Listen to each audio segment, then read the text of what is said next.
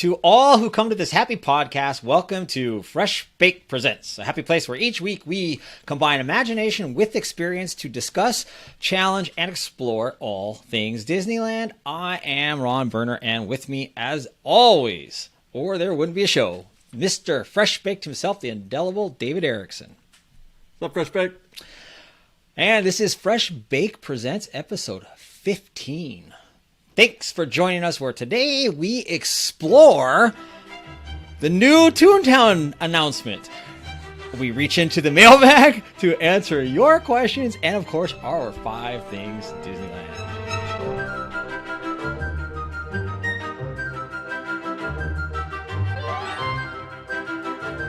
So, David, how are you on this glorious day? I am reveling in the news of the new Toon Town. I am so Toon happy about this announcement. I am enjoying this moment. These last day and a half has been fantastic for me. Yeah, I agree. It's nice to be ahead of the curve, I guess. We could not have timed last week's podcast any better than this huge news. And what it got me thinking was, when you, I don't want to say predict, but when you just throw things out to the universe, sometimes you have to, you got to, be on eggshells a little bit and use words like TLC and just be very ambiguous and innocuous at the same time, rather than like brazen predictions per se. But when you get it right, it seems obvious, right? Beforehand, It seems a little scary. What are we getting ourselves into? And once they announce it, you're like, well, duh, of course we're going to do that. Like everything we said. So on with that in mind, what I should say, as we were preempted with the news that dropped, the announcement of the new Toon Town and the concept art and all the glorious things that come with that, we intended and were prepared to do a Thanksgiving gratitude show and the magic of the holiday season in the parks, which is wonderful. That is going to come at a later date, although we can still talk about all the things we're grateful for. And I should also note that we will be on 2 weeks off. We won't be back till December 1st because I will be on vacation myself. So that's 2 weeks. Hopefully you are also going to have a little bit of a break. I'll be taking a couple days off. A couple days. That's excellent. So let's get right into it. What were your thoughts? Just that the moment that the alert came across, I'm sure you get your alerts the way I get my alerts, and I'm like, no way. So what were you thinking? I was incredulous, to be honest. I didn't see this coming. As we talked about in the last podcast, I had zero expectations when it comes to. Matter of fact, I didn't think I thought I was going to be let down by Toon Town. And there's still opportunity to be let down. Don't get me wrong. They still may not deliver what we want, but I thought for sure I was going to be let down, that we were just going to get kind of a minor, TLC, as we've discussed in the past, a few things here. But what I saw in that concept art was literally everything that I've wanted out of Toon Town. It's things that we've been asking for a long time. And that's, just something that is more organic, that is more homey and less concrete. And now the pictures, the concept art is a lot of trees, loving the trees, a lot of grass, there's a lot of green. I don't know how optimistic I am about actual grass because it just seems impossible, but that's okay as long as they can at least simulate it in a way that it makes me feel like I just don't want to sit on, where those guys are sitting, or the family is sitting in the grass under the tree. Can we really get that? Can we really get that? That's what I'm talking about in terms of the opportunity to be let down. Because if it's painted concrete, I might jump off a bridge. I can't. You know what I mean? I hear you. That's the one thing I'm worried about. That's the one complaint I had so much about of Toon Town, was just how artificial everything felt. You go to any other land in the park and everything feels very real and normal, and this is the way it is. It feels real. You go to Toon Town, it doesn't feel real. It feels artificial. Right. Well, I think that's by design because it's Toon Town. You know what I mean? Maybe, Like, yeah. because I remember we had a conversation a few years ago, for, as a matter of fact, for the holiday season. And I remember making an observation or a comment. I don't know what the right way to word it is, but the Christmas lights or the holiday lights were on only the fake items, none of the practical trees, none of the real trees actually had Christmas lights. And I was thinking, in Toontown, yeah, you're right. Toontown. And I'm like, so is this by design because the world is Toontown and the trees are human? Like, it was just like this interesting thing where they're only decorating the Toon elements of it. It was just an interesting thing because there are no coincidences. So I don't know what the answer to that is. But literally, when Ian and I walked through the park, and we're like, literally no practical trees have decorations. It was interesting. But to that point, that might have been by design, but you're absolutely right. It takes away the intimacy and the vibe when everything is as plastic and hard and fake. To your fear about the grass, I will say this in my immediate thought is there's no way it's real grass, but I also don't think there's any way it's going to be concrete. I just can't imagine. So what's the in between? What's in the middle? I mean, turf. Because in my neighborhood where I live, there's lots of homes out here who've gone turf. They've gotten rid of grass. Some homes go with rocks. Some homes go with actual. I've seen a lot of it. It's not astroturf. It's not that really fakey stuff. Oh. It looks like real grass from a distance. Could they go that direction? Well, it's funny that you bring that very point up because just so happened my son had a flag football game last week in Beverly. I've never been to Beverly Hills junior high or high school.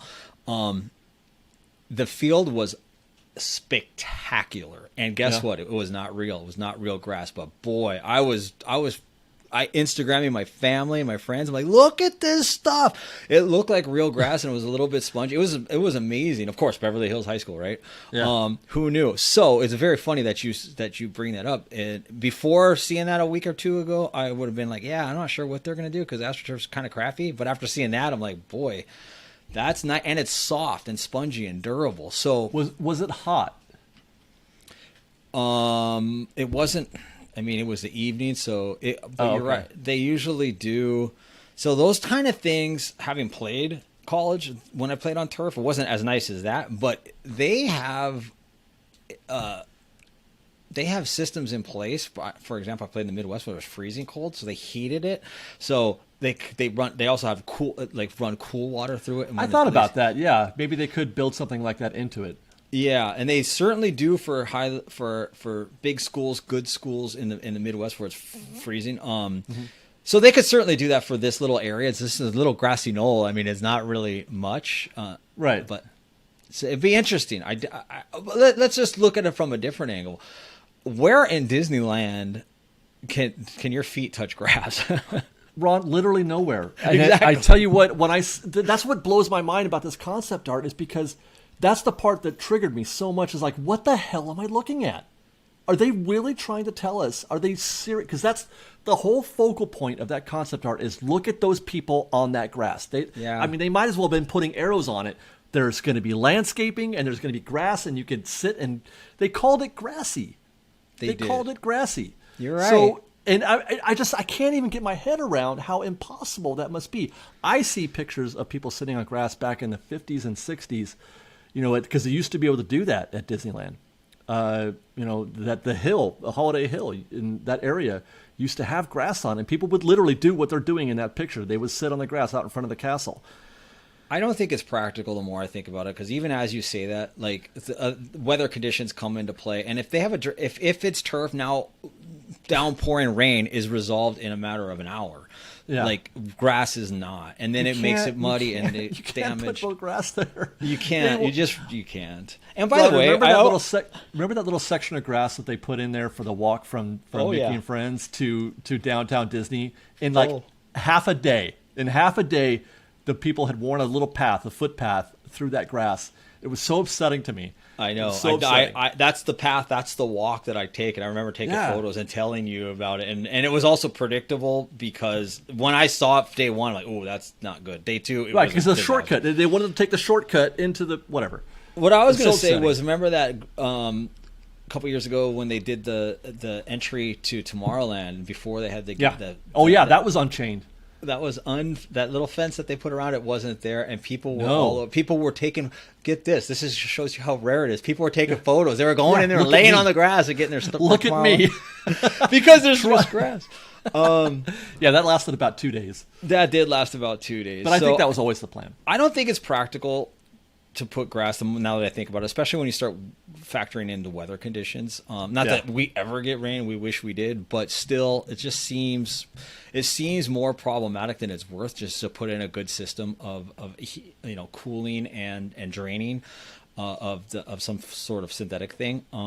I also don't think, I know it's cute and always romanticized when they have the concept art with people laying on the lawn. Nobody's laying on that lawn. I don't see it. Maybe not. I don't know. But I tell you what, if they give me, I'm going to do it. You give me even if it's turf, I'll do it. I'm gonna take a picture of myself sitting on that grass. You damn well better believe it. Yeah, for sure. It's cool.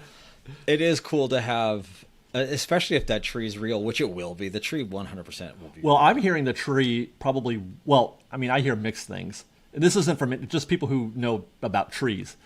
That it's difficult to bring in a tree of that size and whatnot and just put it in. But having said that, then how did we get all these damn trees in the park to begin with that we do have? There's some pretty big trees out there. How did Phoenix get all those palm trees? Yeah, I mean, it's got to at least be possible, right? Right. Well, not only that, but for sure, it doesn't have to be the fully 100-year-old looking amazing oak on day one. I mean, right? No, yeah, I'm not. I don't know. Maybe it's tree. Maybe it's fake. But I'd be okay because I don't mind Tarzan's treehouse being fake. It doesn't bother me. Yeah, I guess it looks real. It does. It does. I don't know. I feel that's another me holding out hope again. Like we talked in that last week, foliage. We wanted foliage, and then by the concept art, it's like, whoa, this is foliage everywhere. So if you're gonna bring in fake, like that's. Man, by the way, of all the trees, actually the one over by the Gag Factory entrance, those all those trees, man, I gotta think. Those have to be real, right? Yeah, those I would think. I think it's just the one center tree that's at the center of Centennial Park with the roots and all that stuff. I think that's the one tree that might be fake, but I think everything else that they're doing there, except for the grass. But I think even the landscaping, I think could be real as long as you fence it off.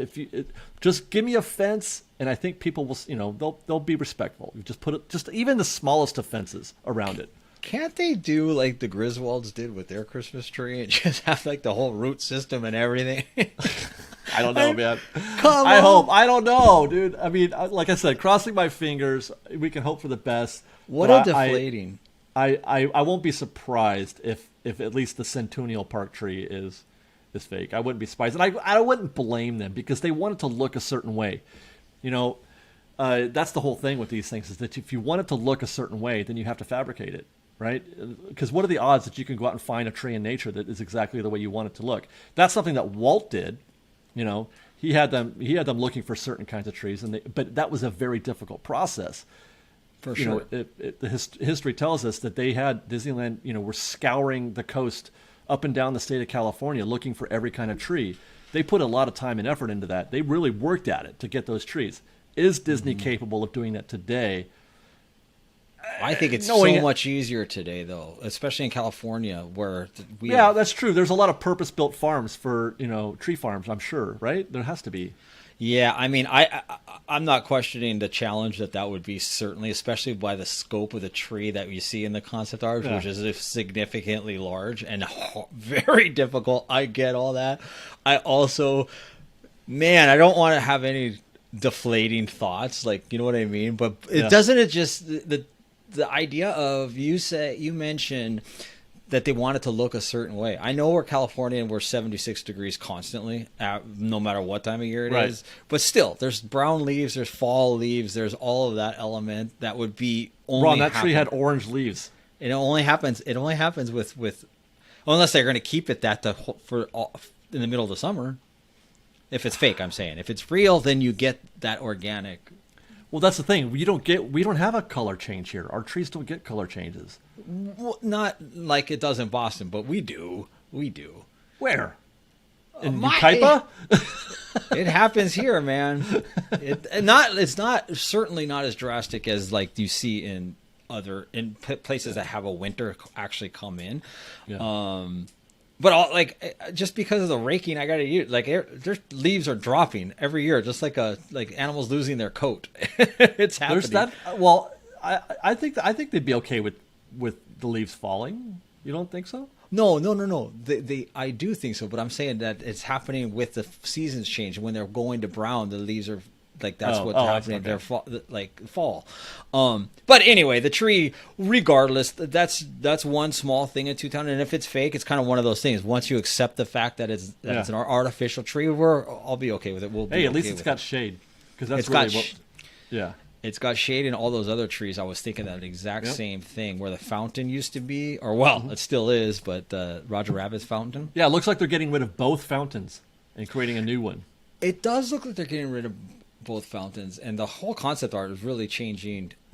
At least the main path through Toontown. Yeah. Could you see? Yeah, there's a path, a footpath that kind of winds through and around things. It's kind of neat. It's way better than that. It was already small, so that little straight walk back, turn around, walk back out. It was just not very. Can I just tell you, Ron? I hate walking through Toontown. I really do not enjoy it.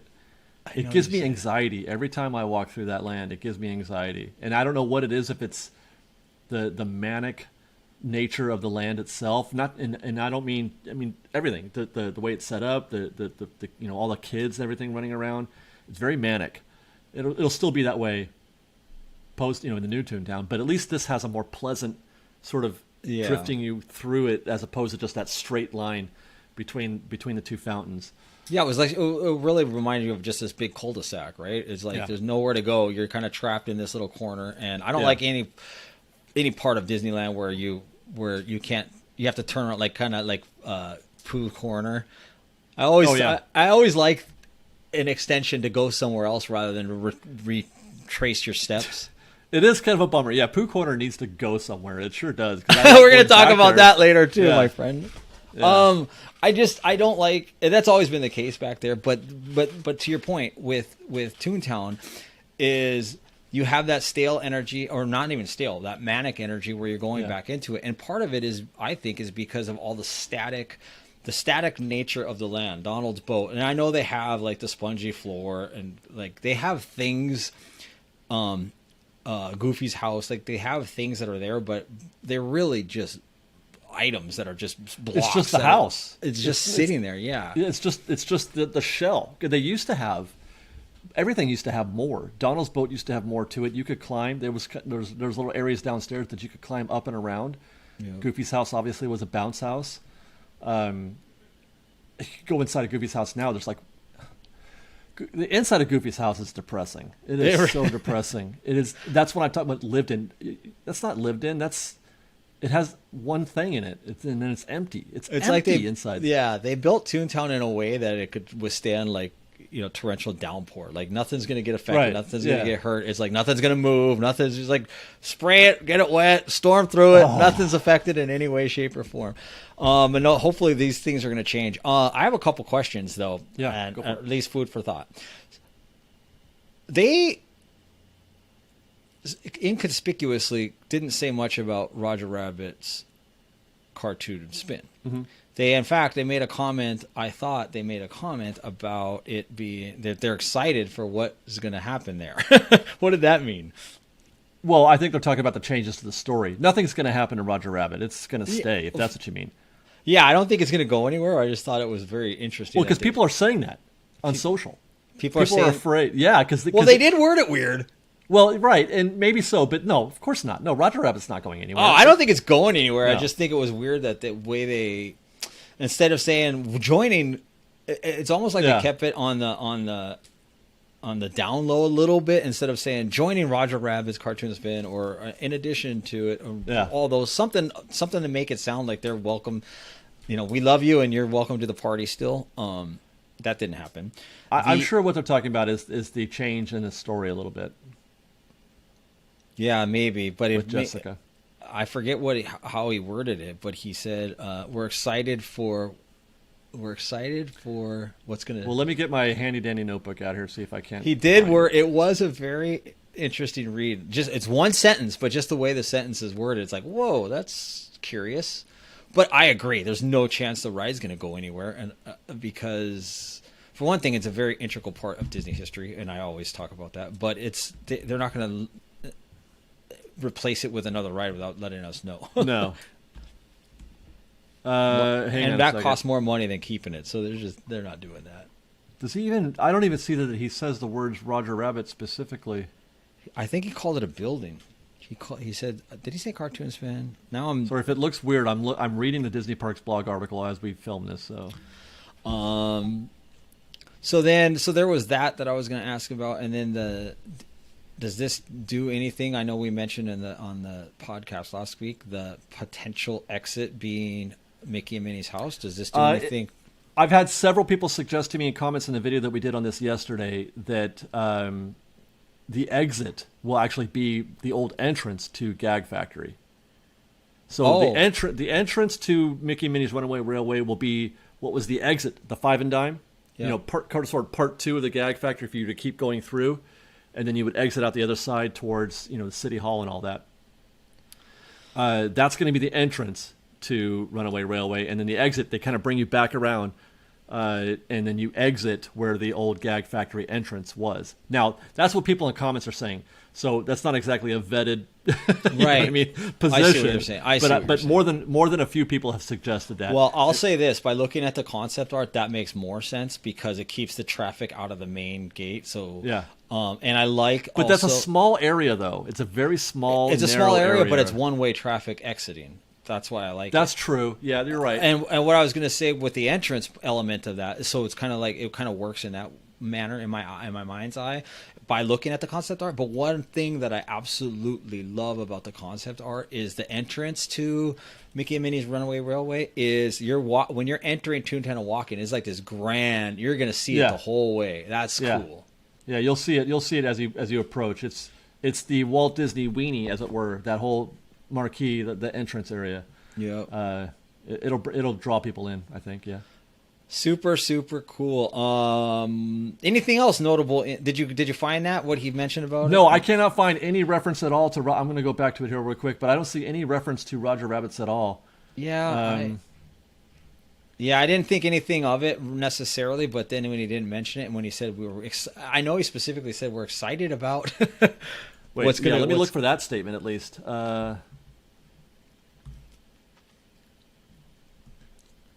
And then obviously all the concept art does tell us we're gonna have. I wonder if we're gonna have more than just the Toontown Hills. Are they gonna have? It does look more detailed. No, I found your comment from tomorrow, but it's just a very generic, keyword filled statement. So, or buzzword or whatever you want to call it. It's not anything meaty.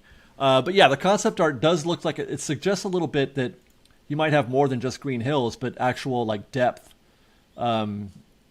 which we can only hope. Now, when I watch them, you can build the facades to the building. Now, you can see that there are different. There may be layers to the hill. So you might get a hill in the front, and then back here you might get some clouds.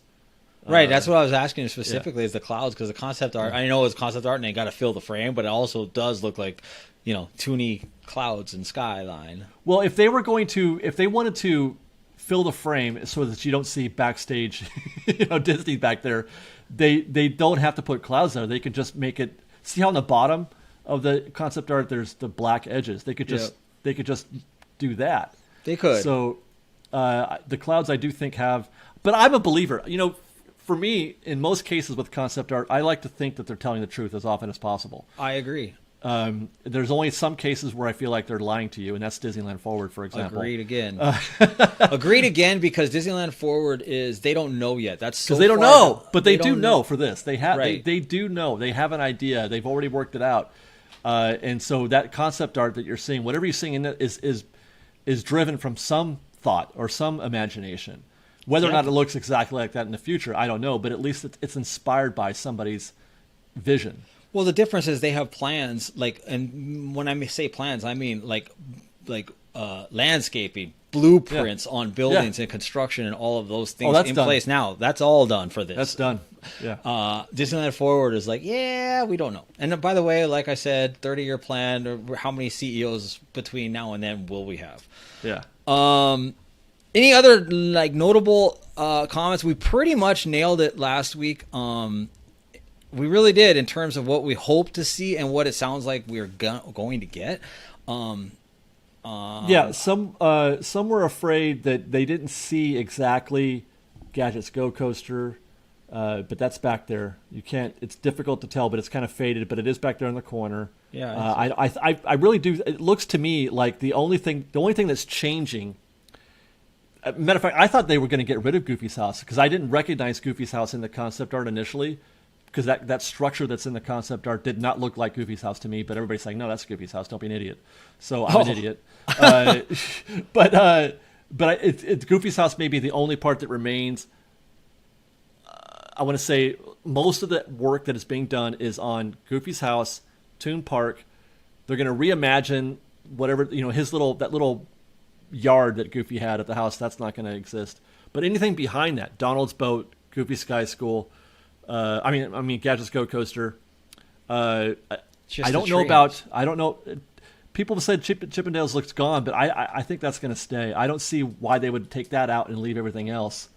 Yeah, I mean, that's so I think it does look gone though. It does look gone, but I don't think it will be gone. I think it's going to stay because why?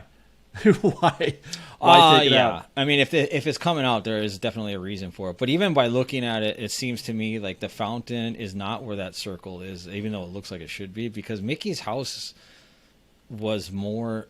So Mickey's house to the right, like the purple one. Yeah, that's Minnie. That's Minnie, right? So Mickey's house wasn't in that relationship to that fountain. Well, yeah, it was. It really. It was more. The fountain is right in front of Mickey's house. Yeah. More to the left, I thought. Well, yeah, that's maybe. That's where I think it's not built to scale or drawn to scale. Well, that could be true. There's a lot of components of this that look kind of, It might not be scale. That's definitely. You're right. That's actually a very, very good point. If you try to take it at scale, it's like, well, but that's getting a little too much. Yeah. Yeah. Well, I was just trying to think of the spacious area in terms of what would go where the treehouse is, but it probably is remaining. I can't see them leaving Mickey's house, Minnie's house, Gadget's, Donald's Boat, leaving all of that and then doing something else with it, because that treehouse occupies 1% of land back there. Exactly, it's vertical. Yeah, it's hardly anything. Yeah, I think it's. I'm excited for this. I'm happy that they're doing it. I also think that this lends to the rest of the park. I feel like things are going to keep on popping up and things are going to keep on happening because I don't know why, and how. I just feel like they have already shown us signs. Harbor's Galley, over in DCA. There's just things happening all over the park that they're just kind of like sneaking in. Like even Nemo's. Like there wasn't much lead time. It was like, okay, gates, construction fences around a gigantic project. Things are just happening all over the place, and I think that's all good news. Well, I will say this. This is good. This is good news. Very good news, because it means that they've got budget. Now, we're not going to get... I'm not sure if I would expect like an assembly line of updates necessarily to follow this. And I would temper your optimism with regard to, let's say, Tomorrowland. Some people think this might be a trigger for a new Tomorrowland. Or people are saying, I would rather have Tomorrowland than this. For sure. But Disneyland's obviously made their choice. Nemo, again, we reiterate, Nemo was a signal that Tomorrowland is going to wait. The fact that they are doing Nemo suggests that we're on a very long timeline for Tomorrowland. But it does suggest that this construction project does tell us that they are willing to put money behind something, and not just the skin, but something significant. This is it's not a whole new update like Tomorrowland needs, but it's at least more than just a cheap skin. Right. It does suggest that they are looking at making a big change. Now, Tomorrowland could be in the future, but it's just, I still don't think it's anywhere near 10 years, maybe 15.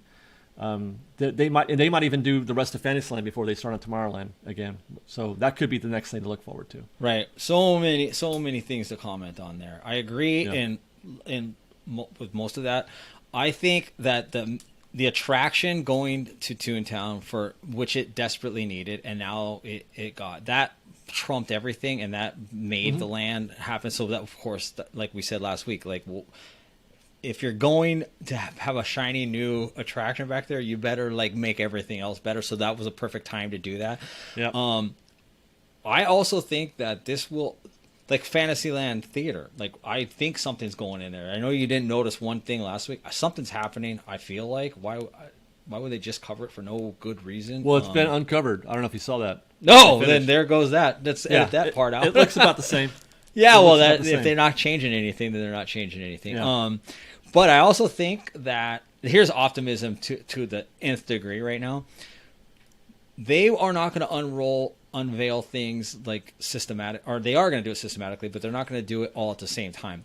This all gets completed in 2023, and somewhere in 2023, somewhere in that year or within a year from there will be, I'm predicting, another announcement for something big for sure. This bought them till 2023 and probably most of that year. Then some big buzz thing is going to come. So whatever that is. Yeah, my money is on Fantasyland or an expansion of Avengers Campus. Yeah, that's a whole nother podcast because I love Avengers Campus, but it's fine. It's fine. It needs do I want more of fine? I don't know. It's okay. It's great. I'm not knocking it at all. It's just. And on that note, you want to button up anything with Toontown? I love it. What I've seen, I love, and I'm just crossing my fingers that it stays this way. Yeah, that we get what it looks like. Yeah, I agree. I'm happy that they're doing it. I'm happy that they're putting forth thought. Yeah.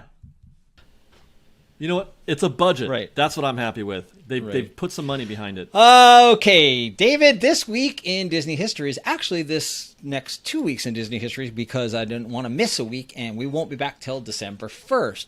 So I am going to let you know about some things that open to theaters. Many things, as you might expect, open at theaters. The holiday season, Disney, of course. But I've only picked out several of the notable ones. 1938, the animated special film Ferdinand the Bull is released, and this is notable because it marked the debut of Ferdinand the Bull. And another interesting tidbit, the matador that was in the film is actually Walt Disney. It's a caricature of Walt. 1947, the Donald Duck film Chippendale is released. This is notable because this is the first time Chip and Dale were ever referenced by name. Now, David, not their first appearance. There was the first time, right? Because they were in that Christmas that's what's thing, funny. Right? Therein lies the homework assignments that I always mentioned to you. How this week in Disney history is such a rabbit hole because when I find a tidbit. Now I have to do what you just suggested. Okay, this implies that they have been in others. So what number episode of the Donald Duck film was this? That's what I'm saying. Is there's such a rabbit hole of homework that goes into it that I just did not do because I wanted to do one line item basically. I'm only gonna have a couple stories about a couple things, but I want to hear your take on most of them. So Okay. I'm going to mention the year the film was released and the film, and you can go ahead and give me any thoughts you may have on it, if possible. Okay. 1997, Flubber, the remake of the 61 film The Absent-Minded Professor. I really, really miss Robin Williams. Amen, my friend. I know, he was a very special cat. Oh, he sure was. 1963, The Incredible Journey.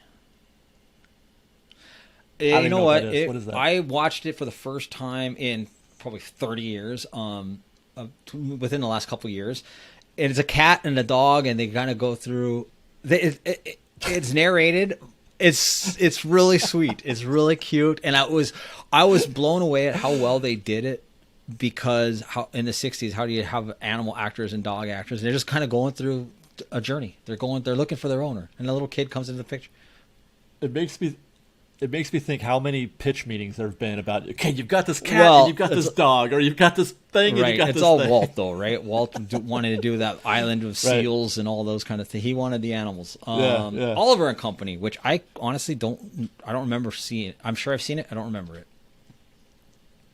I've seen it, but I can't recall even the plot. Me either. 1995, Toy Story. This is the first feature film completely animated by computers. The film was created using 800,000 hours of computing time on 300 microprocessors. It cost $30 million to do that. How's this for a run, David? 89, The Little Mermaid. 91, Beauty and the Beast. 92, Aladdin. Disney Renaissance, which was actually started by the success of Who Framed Roger Rabbit. Hard to single one out, but what are a few of your favorite Disney animated films? Wait, from just this in general, or this period. I mean, I wasn't a big Disney fan at the time of the Renaissance, so I enjoyed some of them.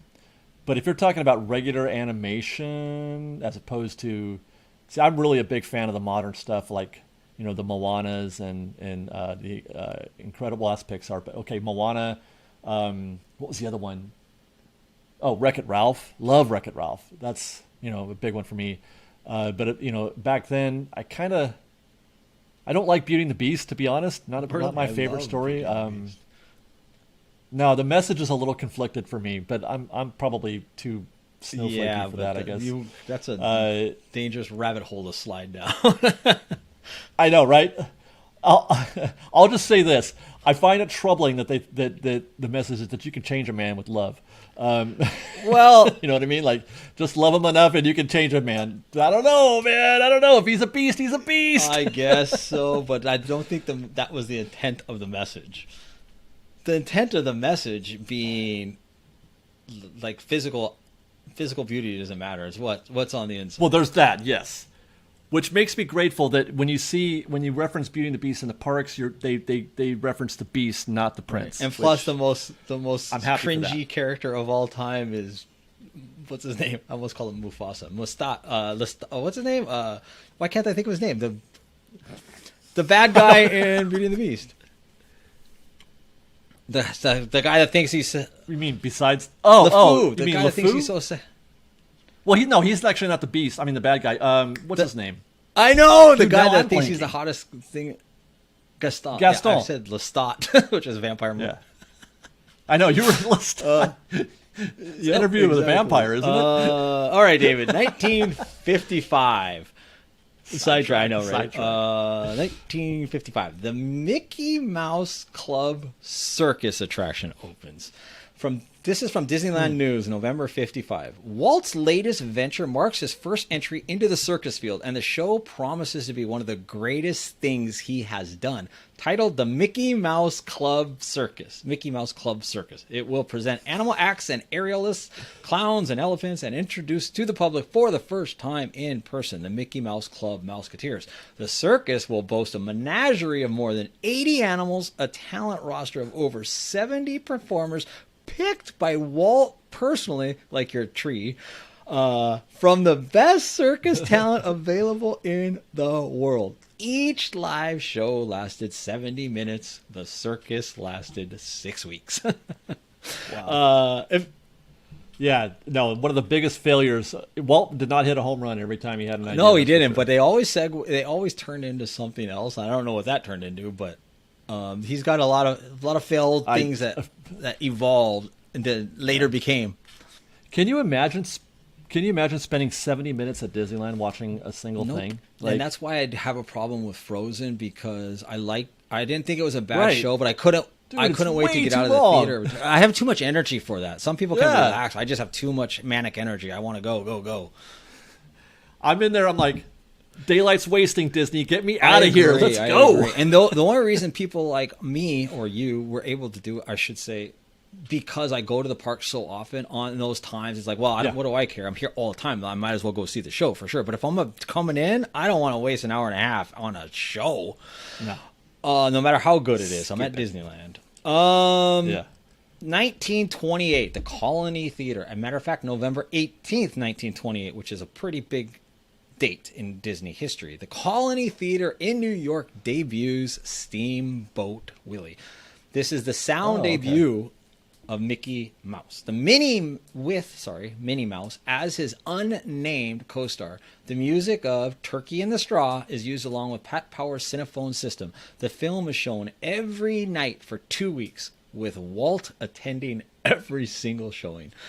And notable because, of course, Steamboat Willie is what started it all. Notable because that is the birthday, or the recognized birthday of Mickey Mouse, of course, and Minnie, and even Clarabelle, right?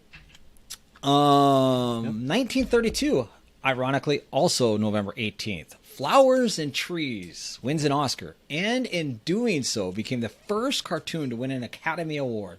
During that same ceremony, an honorable mention Oscar is awarded to Walt Disney Productions for distinctive achievement, of course, the creation of Mickey Mouse. This one is fun, and this is also ironically, this one's not so ironically, November 18th, 1993. It's intentionally. The original Partners statue is installed and unveiled during Mickey's Worldwide Kids Party celebrating the 65th anniversary of the debut of Mickey Mouse in Steamboat Willie. Walt's nephew Roy E. Disney revealed the statue with the dedication plaque containing a quote from Walt. The plaque inscribes, "I think most of all what I want Disneyland to be is a happy place where parents and children can have fun together." I would argue this is the most important and essential addition to Disneyland. That is the youngest untouchable thing in the park. What does the Partner statue mean to you? I mean, you're a football fan, right? And when you see the team running out of the locker room and on their way out into the field, they go up the steps and they tap the sign or whatever, like Notre Dame. You hit the sign. That's what the statue is for me. I feel like whenever I walk by, I've just got to do a little hat tip or something. It's a symbol. It's a symbol of the man who started it all and what he means to the park. And I think it's perfect. I couldn't agree more. I love it so much. I have it tattooed on my body. To me, it means like I've always said this. They were a team, and one could not exist without the other. And it's so poignant and powerful and profound and beautiful. And he's like, look at, the message. I have this conversation with Champ all the time. That's why I have the tattoo. He is Champ, or he is Mickey in the conversation that we have. And I say, you could achieve anything. You just have to dream it. You have to, all of Walt's quotes, but the vision of like, look what we can accomplish if we just set out to do it. And I love the statue very much. And it didn't even come till 93. But it's still such a significant part. And that's why I say it's the youngest thing that's untouchable.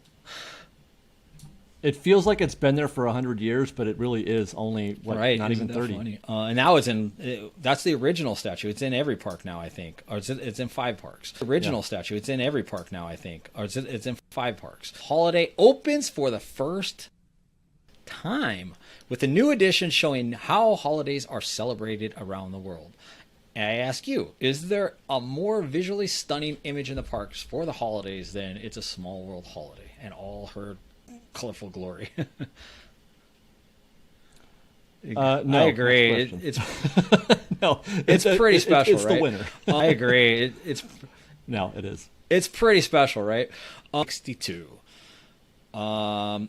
Walt unveiled it with the 60-foot artificial tree and its 300,000 bright red vinyl leaves, as we were talking about earlier. Was the Swiss Family Robinson, the 1960 film, one of your favorite childhood films, as it was mine? Oh, I agree, it man. It still is. It's in terms of live action films, it's top 5 for me easily. Mary Poppins, Swiss Family. I'll watch that today. And it is funny I love where that movie. Things are again, we always talk about it. Like back when we were kids, or so many of us, when everybody was a kid, that's over the age of 35 probably. There was only, you had to wait for these things. We didn't have DVDs and VHSs and stuff all the time. We had to wait for these things to come on TV once a year, like The Wizard of Oz or whatever. Yep. So Swiss Family Robinson was like such a treat until we finally got it recorded on a VCR. I mean, my childhood, Swiss Family Robinson was all the rage. David, 1992. I'm not sure if you were in the parks at this period or not, but the Toon Town Railroad Station opens, and I was going to add, first of all, it's the perfect location and completion of the railroad train station sets, right?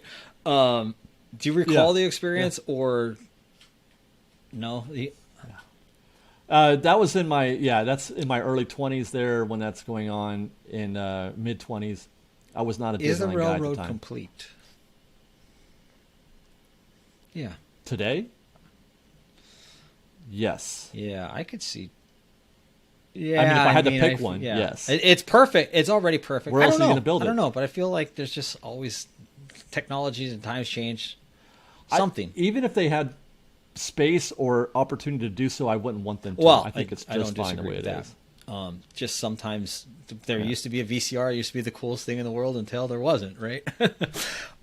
I guess Bear so. Country in 1988 became Critter Country. How do you feel about Critter Country? And do you believe it's in danger? And you mentioned this earlier when we talked about Pooh's Corner being kind of a trap. Yeah, Critter Country is, to quote Ghost and Whoopi Goldberg, Critter Country, you in danger, girl. You are in danger. There's no reason for Critter Country to exist if they table this comment that I'm going to make right now because it's going to be in a future video, I think. If they do Splash Mountain. If.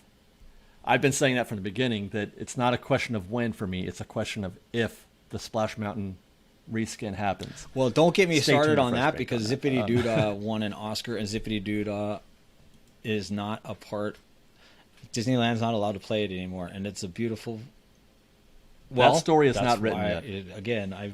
I don't know the story. I just know Yeah. that Zippity Doo. It bothers me. Let's put it this way. It bothers me that the Academy Award, the AMPAs, the Oscars, they can award it and nobody says anything to them, but the film was made and then all of a sudden, like, the song had nothing to do with anything other than, I mean, I get, so. It's a great song. I don't, and my stance isn't that it's right or wrong. My stance is I don't like the notion of erasing history. Let's learn from it. Let's grow from it. Let's feature it and flaunt it and talk about where we went wrong and how we can make something. If anything, But to the point of Bear Country becoming Critter Country, I am also going to stand on the hill. It's not the hill I'm going to die on because there's a lot of hills I'm going to die on related to the park. But I don't think Critter Country is going anywhere, even if I don't think so. I don't like the idea of it's in danger, but only if. Yeah, only but even if. then, I don't. Yeah, you're right though. It is definitely much more danger if. So let's go. Let's move on, Ron. Fast Past introduced in 1999. David. First to It's a Small World, then later Space Mountain, Splash Mountain, and Roger Rabbit's Cartoon Spin. It's a Small World was the first Fast Pass? Were you a Why? I don't know. It doesn't need it. But again, this is the research rabbit hole. I could have dove in further, which I did not, but I dove in a little bit just to make sure because it was curious that it said then later Space Mountain, Splash Mountain, and Roger Mountain. And that happened when I did dive in a little bit. I lied. I guess I did. And it said that it was kind of introduced to the park as like a virtual queue at the time. That's what they were kind of calling it. I think it was more of a testing the waters, if you will. And that's why later it came to those other attractions. So they just used It's a Small World because they can't really go wrong with the flow there, I suppose.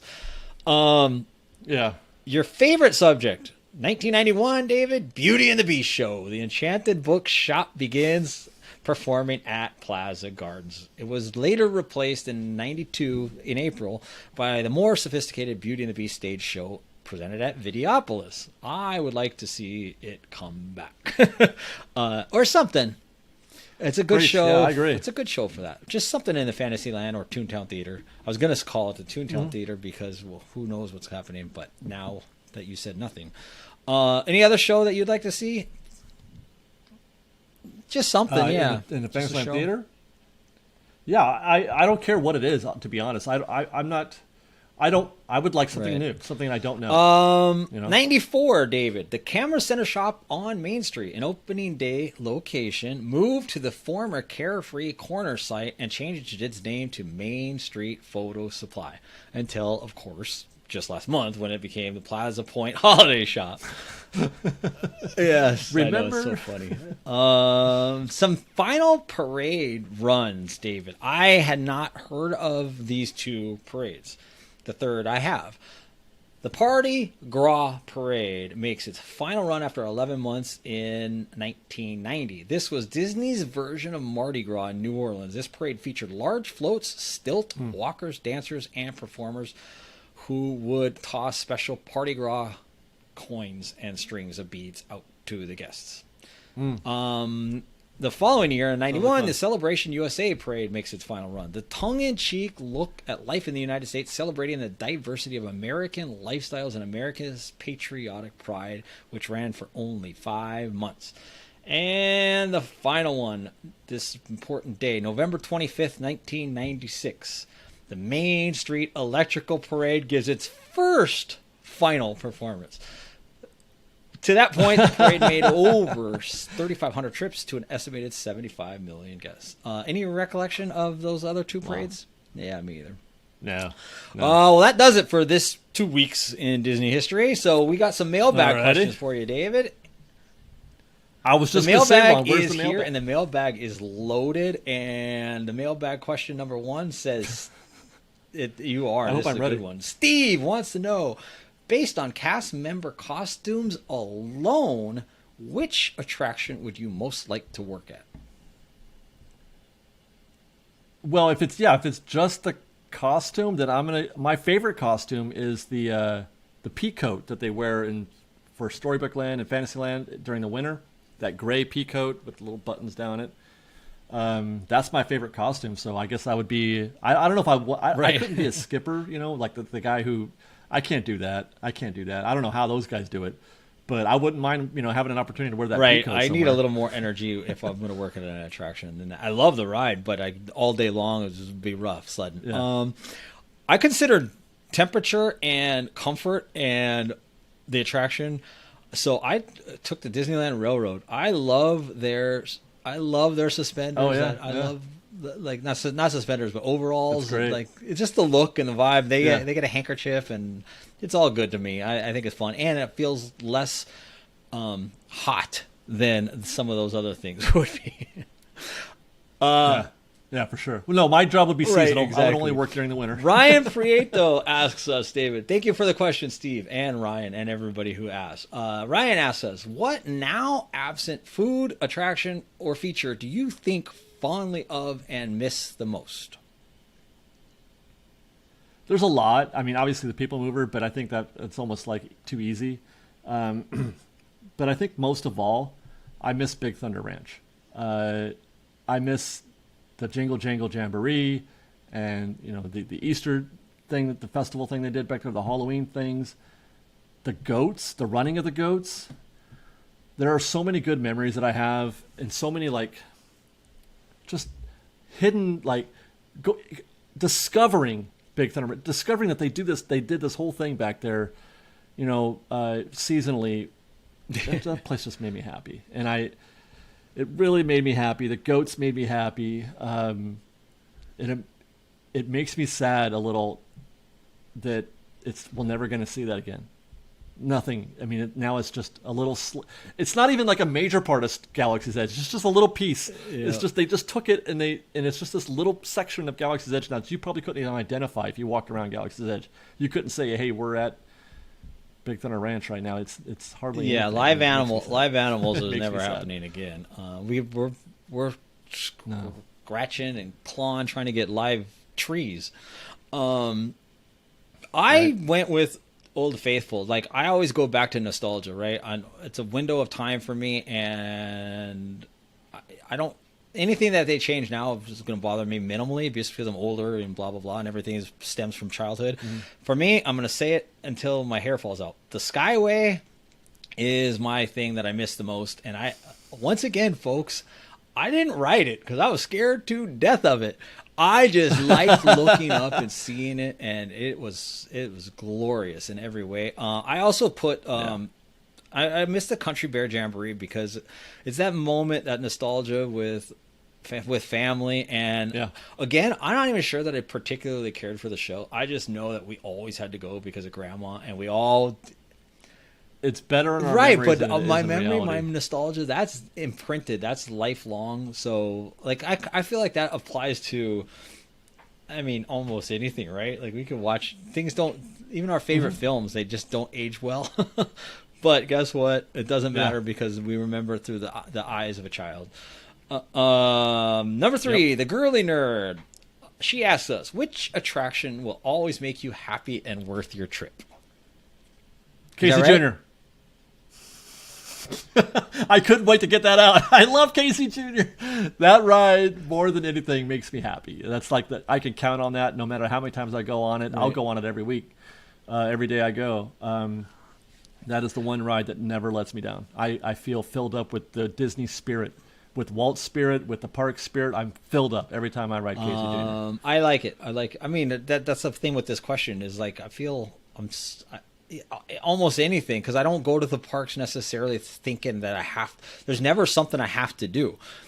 I just go. But that's kind of talk about being grateful for the opportunity that I can pretty much go whenever I want, essentially. And I kind of had to think of this question in a creative way. Like, gosh, I'm not really sure, because I think I love the Mark Twain so much just because I love people watching, and the Mark Twain I just love that people watching adventure that it takes you on. But I don't go on that every single time. So I was like, what do I go on every single Disneyland visit? And I did Mark Twain for 3 years. Oh, because of Sorry. Galaxy's Edge. Yeah. Mr. Toad's Wild Ride, Pirates, Splash, and Big Thunder are attractions that I go, especially Mr. Toad's because it's never a long, long line, but I literally go on those 99, almost 100% of the time that I'm at the parks. I hit those attractions. So I guess that was a pretty good day if something didn't derail me from hitting those. And I was going to jump ahead, but because of the topical season stuff, and we're not back till December 1st, I wanted to ask you, David, what holiday food, this is asked from Crazy Girl Daffy, asks us, what holiday food do you guys enjoy looking forward to? Never been during the holidays, and I'm planning for next year. Yeah, I thought about this for a while, and I couldn't really come up with like a specific thing that I'm like, I got to do that, because I just like the change in the menu in general. I love the, just that happening. It doesn't really matter what it is. Matter of fact, it changes almost every year anyway. So it's difficult to say, here's a thing. But I think that the best way that I can answer this is just Festival of Holidays. Whatever they're serving at Festival of Holidays and DCA, go, if you were to ask me, David, give me some ideas, because that's what she's trying to do, is plan her holiday visit. I would say go to Festival of Holidays and just explore and experiment and try some new things from those kiosks. And that's what I recommend that as well. I agree with that, and I love the changing of the. I always look forward to the Disneyland guide that they're gonna the foodie guide just to see what it is. Yeah. I would say specifically to target holiday specific churros, because I'm sure if you're going to Disneyland, you're going to want a churro. I like the holiday specific churros. I love how creative they get with churros. It's really, really remarkable. The other thing I put on my list actually is it's an Earl of Sandwich thing where it's like a Thanksgiving dinner sandwich. Oh, I love that. Yeah, but then this sandwich? year I did look at the foodie guide, and let me just say, Jolly Holiday has a holiday sandwich: roasted turkey, stuffing, gravy, and cranberry sauce on rustic bread served with chips. I mean, that sandwich, and then Smoke Jumpers this year has a cranberry turkey burger, grilled turkey burger, cranberry barbecue sauce. Those, I'll be trying those, hopefully. I look for the seasonal things like you mentioned, and those are good things. There's a lot of good things this year. Yeah. Okay, staying in the holiday spirit, David. 5 things Disneyland this week. Oh, the girly nerd. You made an. I picked you twice. She is. She back again? We also used one of our questions. I didn't realize that I double dipped on her today. But it's a great good question. Top 5 things you love the most about the holiday season at Disneyland, David. Well, I mean, hopefully this list that I've come up with isn't too generic, because I mean, it is what it is, I guess. And we just talked about it. The themed food is my favorite thing, or my 5th favorite thing, I should say. The opportunity to try some new foods, get the menu changed. I love anything that's, I may not like gingerbread, I may not like cranberry, I may not like, stuffing as a rule.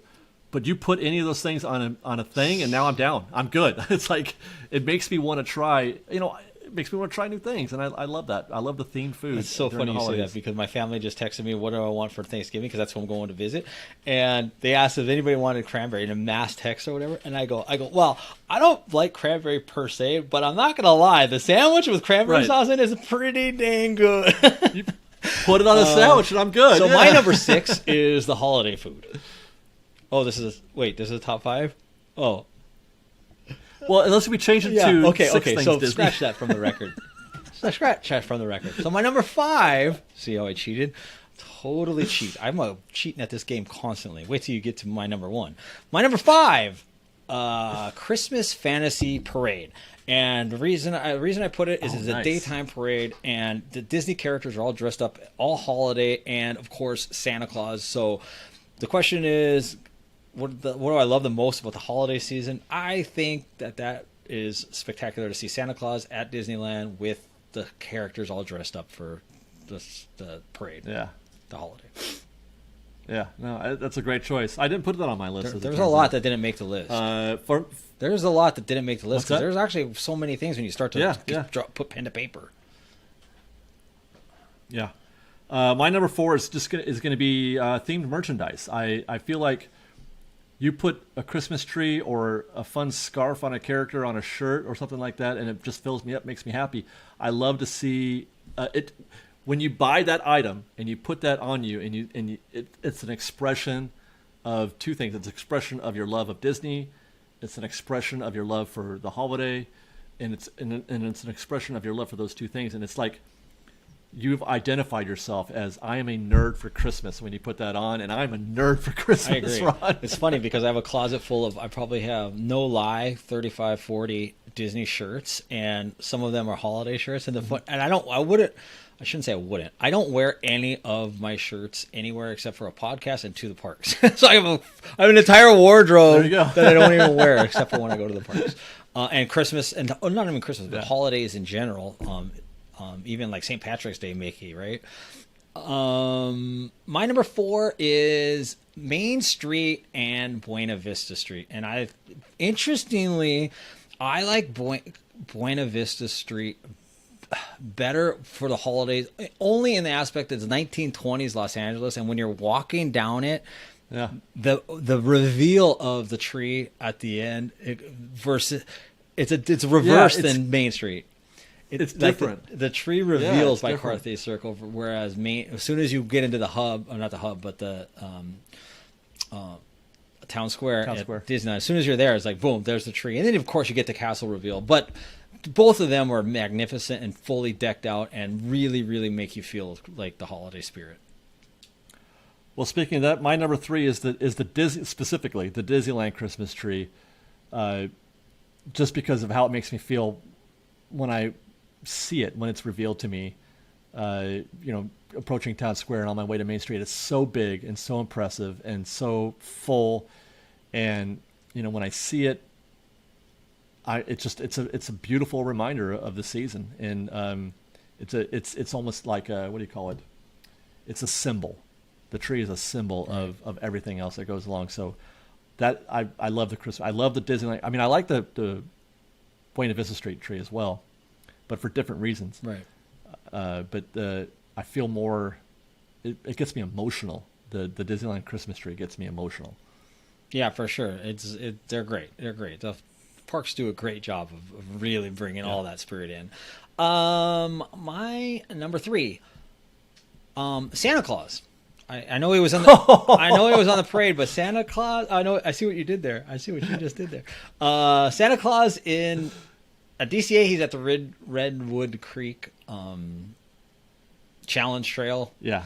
And sometimes Mrs. Claus is there, Yeah, but and some elves, and some elves. And Disneyland, he's in Critter Country. Another reason Critter Country just isn't going anywhere. I just like, Santa Claus is, you talk about the tree being a symbol. Santa Claus is certainly a symbol, and then that vibe, you only see him there for the holiday season. Obviously, same with the tree, of course, but it's just, I don't know, there's something a little whimsical. It's a great, about it. the Santa meet at Redwood, I think, is their best. Because there's more space, they can dedicate more theming to it as opposed to the small space that they had at Critter Country. Although the space that they had at Big Thunder Ranch was beautiful. Yeah. You know what I mean? Like, that was a great chance to meet Santa. But anyway. And even at Redwood Creek, though, you're also out of the way in a weird way where it's more, it definitely feels more intimate. Yeah, has that real good feel with all those trees. It feels like Christmas tree forest. No, it's great. It's great. Yeah, I love it. Okay, so my number 2, I've been on record 1,000 times in the past that I'm a sucker for lights, be that Christmas or otherwise, but especially the lights. Main Street, the lights on Main Street during Christmas at night is the most spectacular thing, the most beautiful thing. I could walk up and down Main Street forever and just take that in. Plus the music coming in. Yep. I love it. I nothing can replace that for me. And I guess the castle too, the way they light up the castle, not the initial set, but when they turn everything on. Yep. After the castle lighting ceremony. Yep. That ceremony, by the way, is one of my favorite things to do. Anytime I'm at the park, I try to catch that ceremony when they turn everything on. Well, that's fun. It's great. I love the Christmas lights on Main Street. I think you hit it dead on the head, and my number 2 is that ceremony. And matter of fact, it's really not the ceremony, but the ceremony is included. My number 2 is the snowfall that they do at Disneyland. Oh, okay. So yeah. the wintertime enchantment ceremony is what it is at Sleeping Beauty's castle. Follows the believe in holiday magic is the fireworks show where they do it. So parts of Main Street have the snow, as It's a Small World Holiday has it. And then, of course, the castle with all its glory and all its winter glory, I should say, with the icicles and the snow and the lights and that whole ordeal with the snow falling is, to your point, when they turn the lights on during that ceremony. That is, they turn the lights on. They also make it snow. It's so cool. Yeah, it's so great. So cool. Southern California. It's a great ceremony. Yeah, I know, right? Wonderful Snope. Yep. Number 1, David. Number 1, and this is something that as far as the holiday season goes, it goes with me throughout, not just Disneyland, but I love the positivity that this season brings to everybody. People forget a little bit more than they do in the past, any sort of anxieties or angers or whatever. Everybody is just so happy, and the season brings out the best in all of us. And it's easy for me to be I'm a happy guy in general. But it makes me happy that more people get in on the action of being happy and choosing kindness and happiness during this season than they might otherwise. So I just love, excuse me, I just love walking through Disneyland and everybody just being so cheerful.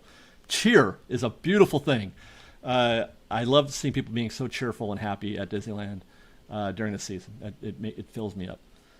Your number 1 and my number 1 are exactly the same. Get out of here. I wrote mine down because I didn't want to leave something out, and even though it's just a sentence, but the vibe, the ambiance, the energy, the happy people dressed festive, the cheerful faces, the music, the cast members, the decorations, the smells, the sounds, the buzz, the crisper air, the Main Street vehicles, the food, the tree, the characters dressed up for the holidays. The spirit of the time of year is warm and fuzzy. The holiday spirit is palpable. And you said it, Ron. You said it all. I mean, you said it, everything that you said, and I just, piggybacked off of that. And I totally agree. I'm a people person in general. I like people watching. I like people talking. I like talking to the cast members. And there's just everybody's a little, like you said, less edgy, a little more relaxed, a little calmer, a little happier. And it's just fun. Holiday times in the parks is pretty special, and I very much cherish it. Word. Well said. All right. Well, that brings us to the end of another episode, David. And just a reminder, we are out until December 1st will be the next episode that drops, I guess. So I guess thanks for joining us for the holiday. Oh, no. I'm still reading my script, the holiday and Christmas time show that we did not do because we did Toon Town. So the Mickey Mouse Club Circus, the spirit of the cheerful faces in Hollywood, falling apart. I'm falling apart. So thanks. You can do it, Ron. You can do it. Thank you for being my friend. Well, I guess, David, we'll see you in 2 weeks. So yes, I guess we will, Ron. Let's wrap it up, huh? Happy holidays, everybody, and happy Thanksgiving, and we'll see you on the other side. Until happy then, Thanksgiving, happy holidays. Yes. Oh, and fresh baked. Yeah, that'll fresh baked. Yes, I love it.